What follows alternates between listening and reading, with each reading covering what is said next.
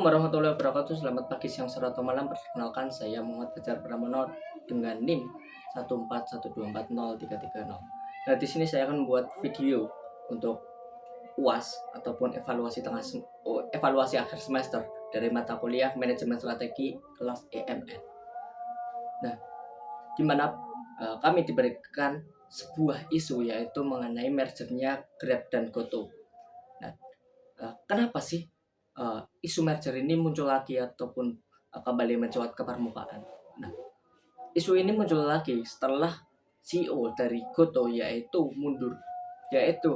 Patrick Sugiyowaluyo itu mundur, dan COO Hans Patuwo itu diajukan menjadi CEO yang baru melalui RUPSLB. CNA juga menuliskan bahwa pemerintah mengkonfirmasi pembahasan merger melalui lintas kementerian, serta ada kemungkinan keterlibatan Danantara dalam konteks pembicaraan tersebut. Nah, jadi Danantara di sini berperan menjadi penyokong dana supaya kedua perusahaan tersebut setelah merger dapat memiliki kestabilan ekonomi ya, dan berjalan sesuai apa yang diharapkan.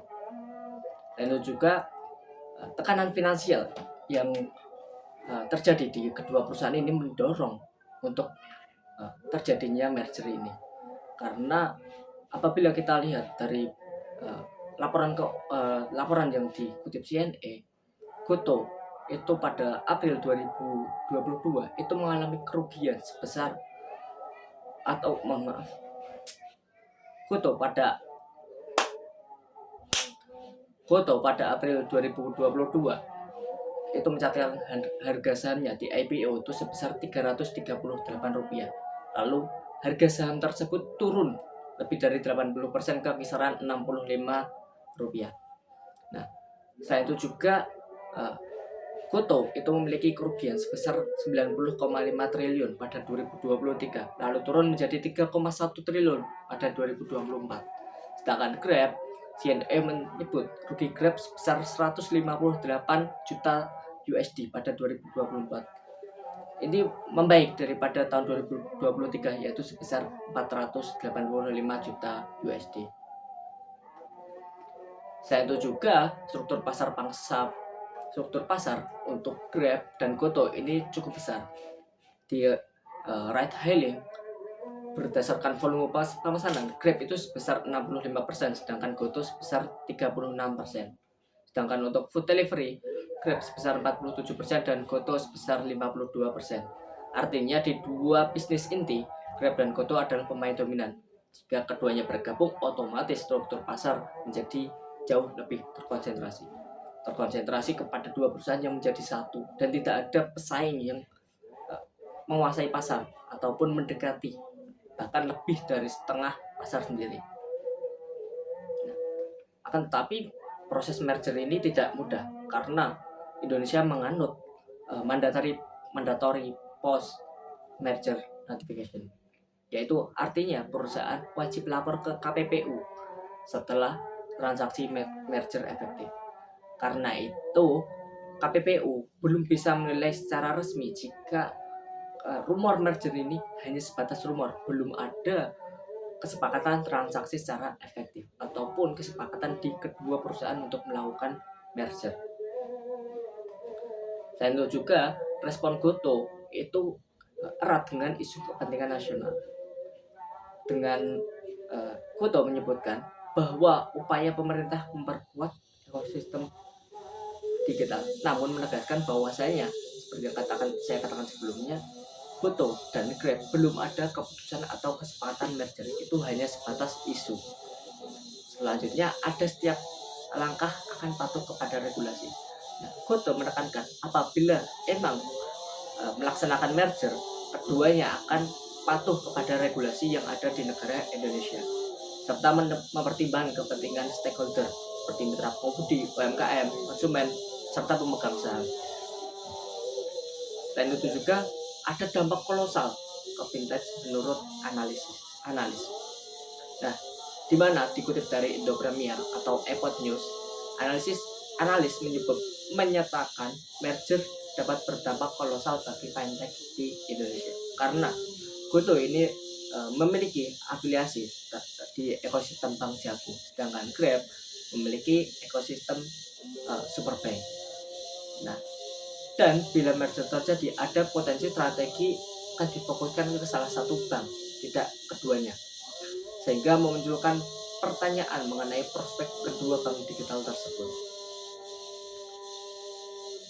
Selain itu juga dalam segi kerangka analisis manajemen strategi itu dapat dipahami sebagai strategi integration horizontal ataupun horizontal integration, yaitu strategi penggabungan dengan kompetitor untuk mencapai tujuan seperti meningkatkan skala, menurunkan biaya, mengurangi persaingan langsung, memperkuat posisi pasar, serta memperluas ekosistem produk. Dan itu juga dampak dari integrasi horizontal ada, yaitu yang pertama, risiko regulasi persaingan usaha. Yang kedua, ada monopoli atau dominasi pasar. Yang ketiga, ada risiko sosial terhadap driver dan mitra, serta risiko implementasi atau integrasi budaya.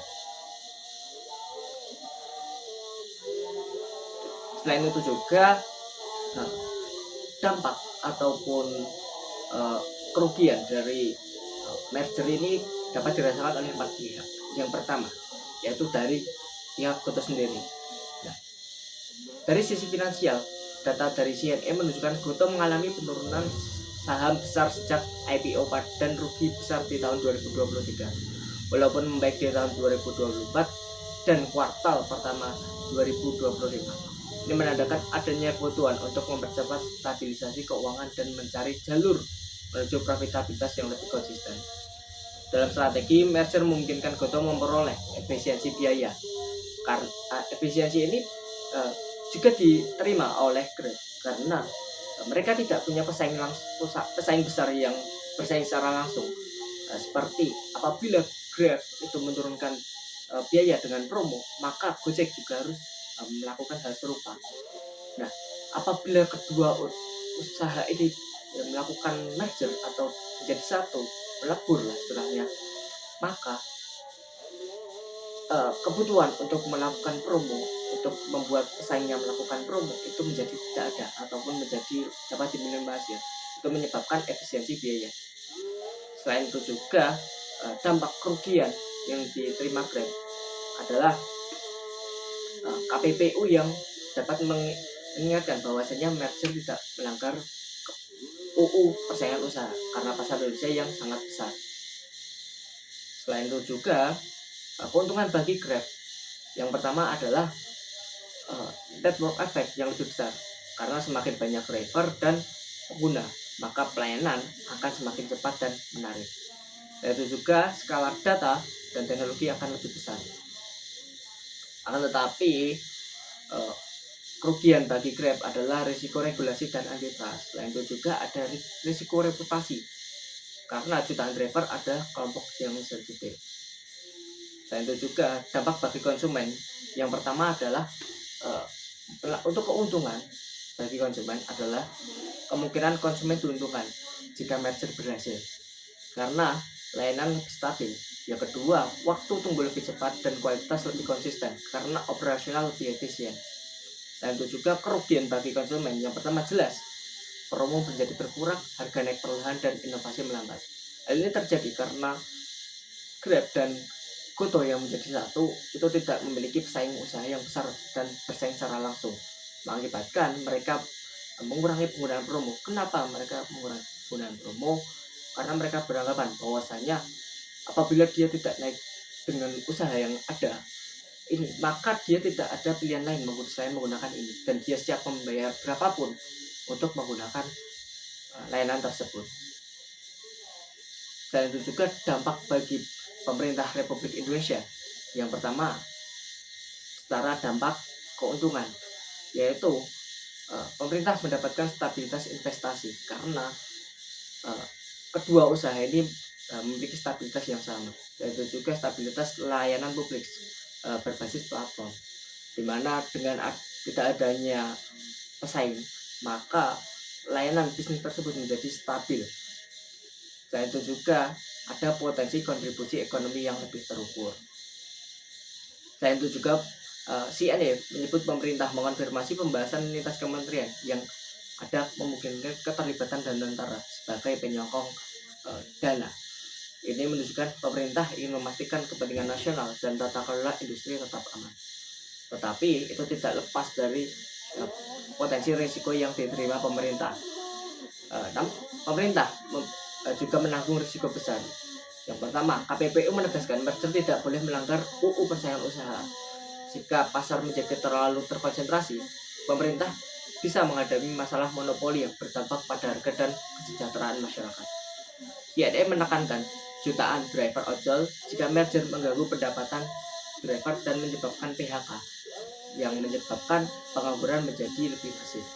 Pemerintah akan menghadapi tekanan sosial politik. Nah, kesimpulan dari saya, merger ini dari pihak Gotoh. Untuk pihak Gotoh yaitu merger berpotensi menguntungkan karena efisiensi dan percepatan stabilisasi keuangan, tetap berisiko tinggi karena regulasi dan isu driver. Sedangkan untuk sisi Grab, merger menguntungkan untuk dominasi pasar dan sinergi skala, namun berisiko karena antitrust, reputasi, dan biaya integrasi. Sedangkan untuk sisi konsumen, ada potensi layanan manfaat, tetapi risiko utama adalah berkurangnya persaingan, sehingga harga dan promo berpotensi memburuk.